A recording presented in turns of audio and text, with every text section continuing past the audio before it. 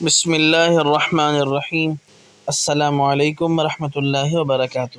سحری میں چند بے اعتدالیاں۔ یہ تہجد، استغفار اور دعا کا وقت ہوتا ہے، اس لیے سحری کا مطلب یہ نہیں کہ سارا وقت کھانے میں ہی گزار دیا جائے، بلکہ تہجد، دعا اور استغفار کا اہتمام بھی کرنا چاہیے۔ بعض لوگ یہ غلطی کرتے ہیں کہ سحری میں بہت زیادہ کھانا کھا لیتے ہیں، جس کی وجہ سے دن بھر کھٹی ڈکاریں، معدے کی جلن، تیزابیت کا شکار رہتے ہیں۔ سحری کھائیں لیکن مناسب مقدار میں کھائیں۔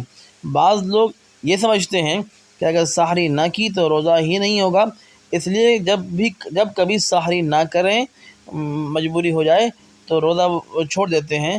یہ درست نہیں ہے۔ روزہ کے لیے سحری کھانا مستحب اور پسندیدہ ہے، شرط نہیں۔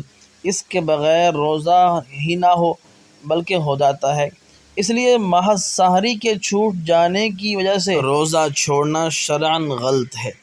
بعض لوگ یہ سمجھتے ہیں کہ جب تک فجر کی اذان نہ ہو سحری کی جا سکتی ہے، یہ بات سراسر غلط ہے۔ ختم سحری کا اعلان ہوتے ہی سحری کا وقت ختم ہو جاتا ہے، اس کے بعد کھانا پینا غلط ہے۔ بعض لوگ سحری کھاتے ہی سو جاتے ہیں، جس کی وجہ سے ان کی نماز فجر قضا ہو جاتی ہے، یہ بھی غلط ہے۔ سحری کے بعد تلاوت، ذکر اللہ، درود پاک، استغفار، دعا، مناجات کریں۔ چل کر مسجد پہنچیں، وہاں نماز فجر باجماعت ادا کریں۔ اللہ تعالی ہمیں رمضان المبارک کی صحیح معنوں میں قدر کرنے کی توفیق عطا فرمائے، آمین۔